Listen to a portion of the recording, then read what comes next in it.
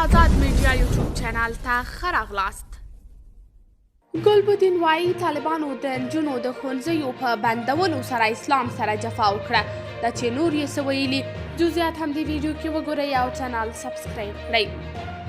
که وکتل شي طالبانو د نجونو د ښوونځیو په بندولو سره لومړی له ځان سره جفا وکړه او بیا یې له ملت او اسلامیت سره ستره جفا ده.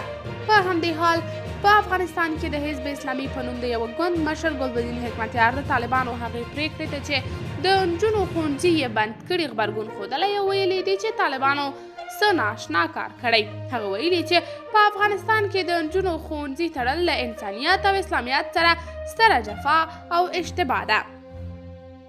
هغه زیاته کړې له هغې ورځې ډار لري چې د افغانستان نجونې او ښځې داسې فکر ونه کړي د خپلو خلکو له لوري د اسلام په نامه له انساني حقونو څخه محرومي کیږي ولې د غرب له لوري د هغوی حقوقو دفاع کیږي.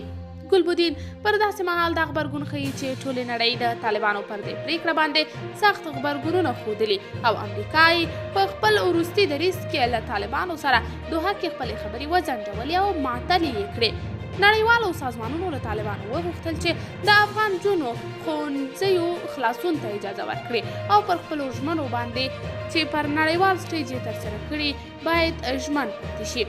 تر اوسه پورې طالبانو په دې هکله څه نه دي ویلي خو یوازې یې د تعلیمي کال د پیل په ورځ له شپږم ټولګي څخه د نجونو لوړې ټولګۍ منع کړې. طالبانو په خپله اعلامیه کې ویلي چې دوی دا ښوونځي تر امر ثاني پورې نجونې او ښوونځیو منع کړي او ژر به یې پر یوه طرحه کار وکړي چې د اسلامي حجاب په مراعات کولو سره به نجونې ښوونځیو ته ولاړې شي. افغان نجونو په کابل او نورو ولایتونو کې لاریونونه وکړل او له طالبانو یې وغوښتل چې ښوونځیو ته یې پرېږدي او زده کړو کولو حق ورکړي. قدرمنو لیدونکو تاسې د دې موضوع په هکله څه نظر لرئ؟ نظریات مو راسره په کمنټ کې شریک، ویډیو لایک او چینل هم درسره سبسکرایب